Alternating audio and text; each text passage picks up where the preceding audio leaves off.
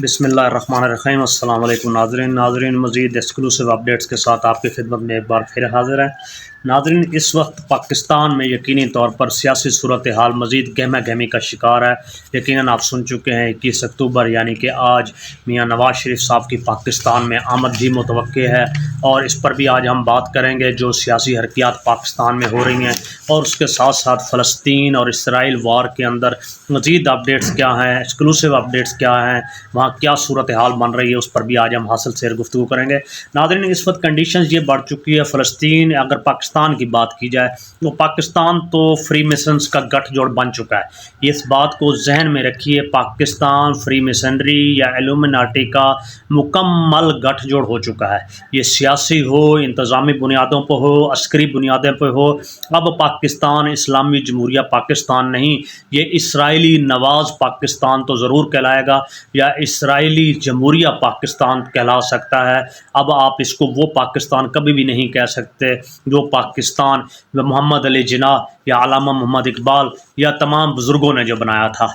اب یہ حقیقت یکسر مختلف ہو چکی ہے، اس پر بھی ہم بات کرتے ہیں۔ ناظرین، اس وقت صورتحال یہ ہے کہ غزہ کے اندر مکمل طور پر فورسز داخل ہو چکی ہیں، اسرائیلی فورسز داخل ہو چکی ہیں، ان کے ہمراہ 3000 اس وقت وہ لوگ بھی داخل ہو چکے ہیں جو کہ امریکن اسپیشل میرینز ہیں، اسپیشل ایلیٹ فورسز ہیں، اور اس کے ساتھ ساتھ اسپیشل نیوی سیلز ہیں۔ ناظرین، یہ وہی نیوی سیلز ہیں جنہوں نے پاکستان ایبٹ آباد کے اندر شیخ اسامہ بن لادن کے حوالے سے آپریشن کیا تھا، اور وہ لوگ بھی اس وقت یہاں پر شامل ہو چکے ہیں ناظرین۔ اور اس کے ساتھ ساتھ آپ کو بتائیں کہ جنگ مزید بنیادوں پر چھڑ چکی ہے۔ وائس آف امریکہ کا کہنا ہے، آپ کی اسکرین پر بھی ہے، 220 سے زیادہ کیمپ لگائے جا چکے ہیں، جو لوگ پناہ گزین فلسطین میں سے نکل رہے ہیں ان کی رہائش کا بندوبست کیا جا رہا ہے۔ اور اس کے علاوہ مختلف جگہوں پہ جہاں جہاں آپشنز ان کے پاس موجود ہے، آج خبر آنے تک یا آج شام تک لگ بھگ 1000 سے زیادہ کیمپس لگا دیے جائیں گے جہاں وہ پناہ گزین ہوں گے، ان کو رہائش دی جائے گی۔ تاحال باتیں یہ ہے کہ 15 کلومیٹر، ناظرین، غزہ کا ٹوٹل رقبہ 40 سے 41 کلومیٹر ہے، جو کہ 15 کلومیٹر اس وقت قبضہ کیا جا چکا ہے۔ اور اس وقت صورتحال یہ ہے، صورتحال اس وقت جناب صاحب دیگر گوں ہو گئی جب امریکہ کی پارلیمنٹ میں اسرائیل کے خلاف نعرے بازی ہوئی۔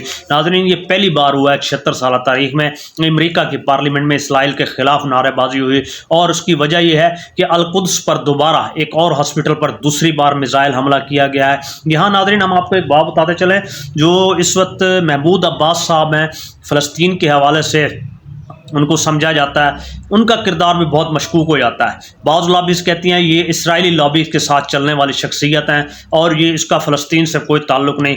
اگر صورتحال بڑھتی جا رہی ہے، اب یہ ہے کہ حزب اللہ کی ایک بریگیڈ ہے، جعفر الحسینی۔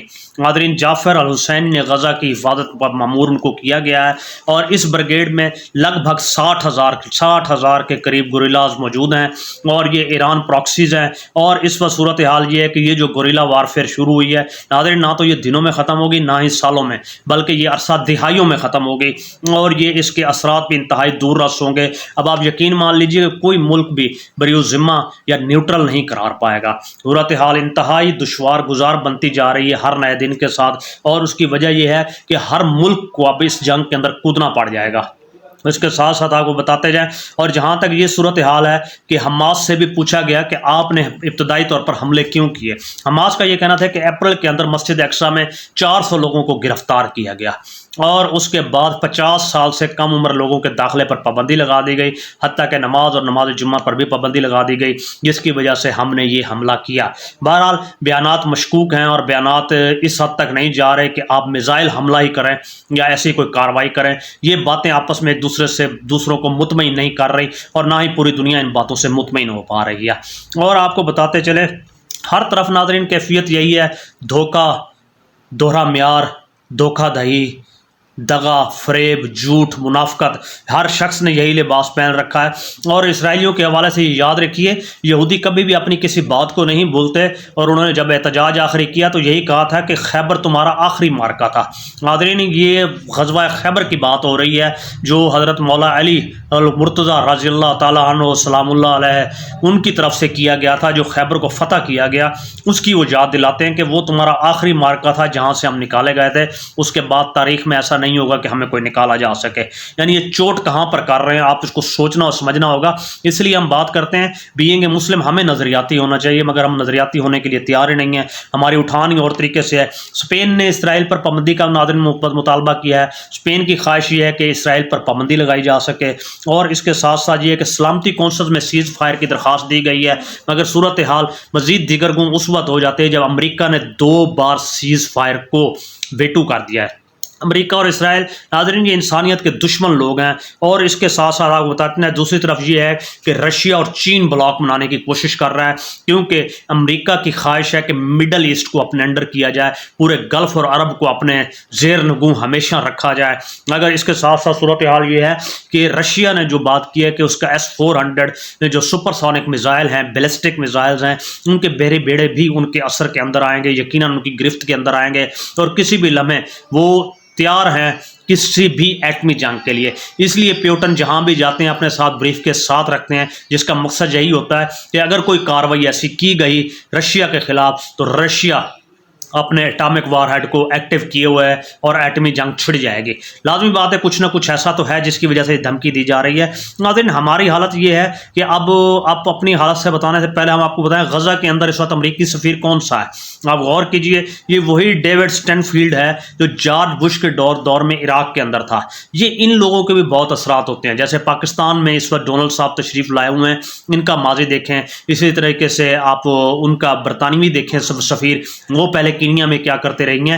یہ پراکسیز اپنے انداز میں چلاتے ہیں، سسٹم کو موو کرتے ہیں، اور ان لوگوں کی وجہ سے بہت کچھ ہو رہا ہوتا ہے. ساتھ ساتھ یہ ہے کہ پاکستان کا کیا کردار ہے.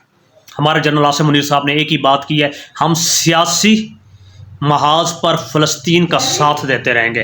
صورتحال یہ کہ سیاسی محاذ پر جب آپ ساتھ دینے کی بات کرتے ہیں تو سیاست کچھ بھی نہیں ہوا کرتی. حقیقت عالم یہ ہے کہ صدام حسین نے پاکستان کے بارے میں ایگزیکٹ ورڈ کہے تھے، یہ CIA اور MI6 یعنی امریکہ اور برطانیہ کی کالونی ہے، صرف یہ کالونی ہی ہے، اور اس کالونی کے پیش نظر ان کا مقصد بنانے کا پاکستان کی تخلیق کا یہ ہے کہ پورے گلف اور عرب پر نظر رکھی جائے. یہی وجہ ہے وہ کبھی پاکستان بھی تشریف نہیں لائے. اس پر پھر مزید کسی وقت بات کریں گے. مگر آپ یہ بات ذہن میں رکھیے، پاکستان میں بائی نیم اسرائیل کو کوئی کنڈیم نہیں کر رہا. کوئی آفیشل کی ہم بات کر رہے ہیں، کوئی بھی آفیشل بائی نیم کنڈیم نہیں کر رہا. کیوں نہیں کر رہا؟ لازمی آپ جانتے ہیں یقینی طور پر نام لینے پر کس قدر پابندی ہے اور ان کے پر جلتے ہیں. ابھی جو گبال منڈیلا صاحب تشریف لا رہے ہیں، ہم دیکھیں گے کہ وہ کس حد تک اسرائیل کو ڈائریکٹ ورڈنگ میں کنڈیم کرتے ہیں. آپ بھی دیکھیے گا، کبھی ایسا نہیں ہوگا. اور اس کے ساتھ ساتھ یہ ہے کہ ناظرین اس وقت غزہ کی جو جنگ ہے یہ آغاز ہے، عرب کی تباہی کا آغاز ہو چکا ہے. عرب کی تباہی اب غزہ کی جنگ سے شروع ہو چکی ہے. یہ وارفیئر بہت آگے جائے گا اور اس کے نتائج بھی انتہائی خطرناک آئیں گے. مگر دوسری طرف یہ ہے کہ جب ہم بات کر رہے ہیں فری میسنز کا پاکستان میں گٹھ جوڑ کس طریقے سے ہو چکا ہے. ناظرین سب سے پہلا کام جو یہ کیا گیا، ایلومیناٹی یا فری میسنز، یہ وہ زائنسٹ ہیں جو اسرائیل میں ایگزسٹ کرتے ہیں. پاکستان کی آرم فورسز اس وقت جنرل اور ہمارے اس وقت سیاسی حرکیات کے لوگ سب سے پہلے پاکستان کے تمام سول ایڈمنسٹریشن کے اداروں کو لپیٹا اور سمیٹا جا رہا ہے. کوشش کی جا رہی ہے کہ ان اداروں کو اپنی گرفت میں لایا جا سکے، تاکہ ان اداروں کو لا کر اور اپنی مرضی کے لوگ مسلط کر کے حاصل سے نتائج لیے جا سکیں. ہمیں خدشہ ہے کہ آنے والے وقتوں میں شاید پارلیمنٹ کے اندر بھی سپیکر جو ہوگا وہ بھی کوئی میجر جنرل یا لیفٹیننٹ جنرل ہی ہوگا. نہ ہوا تو جو شخصیات بیٹھی ہوئی ہیں وہ شیڈو شخصیات ہیں، ان کے اختیارات صفر کر دیے گئے ہیں. ایک تو یہ کیفیت ہے. دوسری آپ دیکھیں پاکستان کی عدلیہ کو غور فرمائیں. گزشتہ دن انہوں نے فیصلہ دیا ہے، صرف 420 سیکنڈ کے اندر تیز ترین فیصلہ دیا گیا، جس میں میاں نواز شریف صاحب کو 24 اگست تک کی رہائی دی گئی. آپ اندازہ لگائیے پاکستانی تاریخ کا بدترین فیصلہ.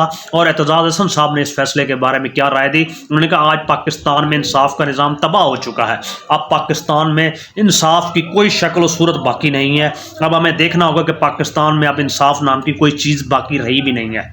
ٹھیک ہے، جب عدالتوں سے اعتماد ہی اٹھ جائے تو یقیناً یہی ہوگا. ناظرین یہاں کی پوری عدالتی اور عدالتی سسٹم کا معیار پوری دنیا میں 139ویں نمبر پر ایسے ہی نہیں گیا. پورا ملک اس وقت ہیرا منڈی بن چکا ہے، اور پورا کا پورا انصاف اور عدالتی سسٹم اس وقت ہیرا منڈی کی کیفیت پیش کر رہا ہے. اور کیوں نہ پیش کرے ناظرین، جب آپ یہ دیکھیں کہ جہاں منصف नाज़रीन याद रखिएगा, जहां मुनसिफ इंसाफ से बड़ा हो जाए, हम जज की बात कर रहे हैं, जो इंसाफ से बड़ा हो जाए तो फैसलों की हैसियत किसी पाक बास तवाइफ से ज़्यादा नहीं हुआ करती।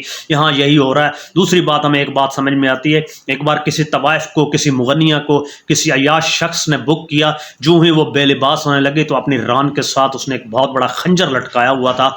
सामने वाले तमाशबीन ने पूछा कि आप ऐसा क्यों कर रहे हैं, तो जवाब ये दिया गया, तवाइफ की तरफ से, मैंने अपनी इज्जत की हिफाजत के लिए रखा हुआ है।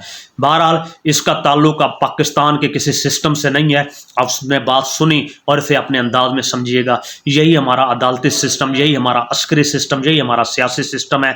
आज मियाँ नवाज शरीफ साहब जनाब तशरीफ़ ला रहे हैं गल्फ खलीज एयरलाइन की परवाज़ नंबर 4525 इस्लामाबाद से, और ये इस्लामाबाद 2:30 बजे उतरेगी, 2:30 से 3:30 बजे, 3:40 तक इस्लामाबाद से लाहौर इनकी आमद है। लेट्स सी, आगे देखते हैं क्या शक्ल है। नाज़रीन, नवाज शरीफ साहब की आमद से एतराज़ नहीं है, कानून तो वैसे ही खुदा हाफिज हो गया, मगर हैसियत इस वक्त ये है जो इंटरनेशनल प्रॉक्सीज या लॉबीज़ इनको ला रही हैं, यानी अमेरिका, बरतानिया, इसराइल और इंडिया यानी मोदी, ये जो लोग ला रहे हैं ये किसी ख़ास एजेंडे के तहत ला रहे हैं। वो एक ख़ास एजेंडा लेकर आ रहे हैं, ख़ास टारगेट लेकर आगे बढ़ रहे हैं। वो टारगेट ही की वजह से उनको इम्यूनिटी दी गई है।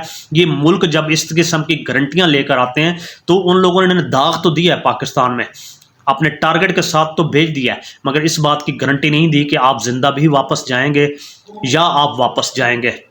बहरहाल एक रियलिटी शो है और शोर मचा हुआ है, और रियलिटी शो के अगर प्रोड्यूसर अच्छा हो तो बहुत अच्छी चीज पिक्चराइजेशन कर सकता है। यहाँ रियलिटी शो की हम बात कर रहे हैं पूरे लाहौर के अंदर। नाज़रीन, इस वक्त सूरत हाल ये है, जहाँ जहाँ इमरान खान या PTI का किसी तरह का बैनर, पम्फलेट या कोई भी दीवार पर वॉल चाकिंग है, उसे मिटाया जा रहा है। पूरे लाहौर को ऑर्डर दे दिए गए हैं, सिविल एडमिनिस्ट्रेशन को वॉश कर दिया जाए, सिर्फ और सिर्फ नवाज शरीफ और नवाज शरीफ ही बोला जाना चाहिए। मगर कुर्बान जाइए उन जियालों पे जिन्होंने रात के अंधेरे में भी एक बार फिर वॉल चॉकिंग कर दी है इमरान खान के हवाले से। इमरान खान साहब ने भी नाज़रीन जेल से एक बहुत ज़बरदस्त पैगाम दिया है जो पूरे 24 करोड़ आवाम के लिए है कि मुल्क डील से नहीं चला करते। हमें ये शऊर इमरान खान ने दिया, मुल्क डील से नहीं चला करते। हाँ, डील से जो चला करते हैं वो मुल्क नहीं हुआ करते।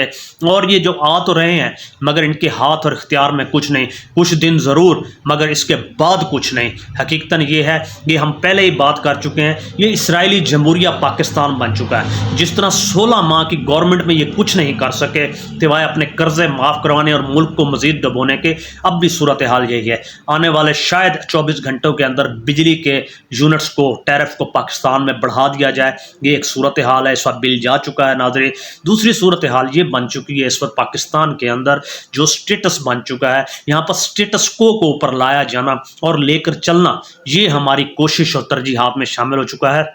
और जो चंद बिल, ममनुआ बिल थे जो 16 माह में प्रेसिडेंट ऑफ पाकिस्तान के जाली दस्तखत से मंजूर करवाया गया और 6-6 लोगों की असम्बली के अंदर मंजूर करवाया गया।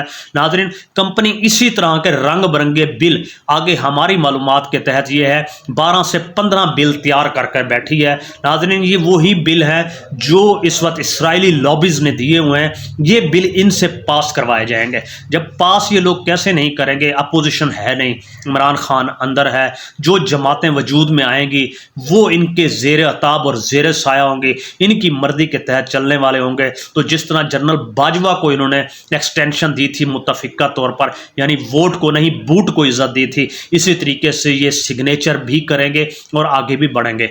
मज़ीद सूरत हाल ये है जैसे पाकिस्तान का सियासी निज़ाम ज़बू हाली का शिकार हुआ, इसी तरीके से पाकिस्तान का इंतज़ामी या अदालती निज़ाम भी इस वक्त आखिरी लम्हात के अंदर है और इस वक्त हालत नज़ा के अंदर है। दूसरी तरफ आपको बताते चले, मौलाना ताहिर अशरफी साहब को वज़ीर-ए-आज़म, निगरान वज़ीर-ए-आज़म साहब का मुआविन ख़ुसूसी मुकर्रर कर दिया गया है। बहरहाल, और मरियम औरंगज़ेब साहबा का ये फरमाना है कि आज की रात या आज का दिन हमारे लिए ईद का और चांद रात है। کجا عالم یہ ہے، فلسطین میں خون بہہ رہا ہے، پاکستان کی معیشت ڈوب رہی ہے اور یہ چاند رات منا رہے ہیں۔ دیکھیں ان کی ترجیحات کس نوعیت کی ہیں۔ دوسری طرف ناظرین یہ ہے کہ عدالت، یہ سپریم کورٹ نے بحریہ ٹاؤن ملک ریاض صاحب کو 40 ارب روپے کا سب سے پہلے فائن کیا، جو کہ انہوں نے پے تو کر دیا مگر عمران خان کے خلاف بیان دینے سے انکار کر دیا۔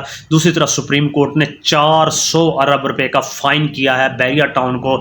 ملک صاحب نے ایک بات کی ہے، اگر بحریہ ٹاؤن 400 ارب روپے پے کرے گا تو ڈی ایچ اے کو بھی پے کرنے پڑیں گے، اور اگر ڈی ایچ اے پے نہیں کرے گا تو بحریہ ٹاؤن بھی نہیں کرے گا۔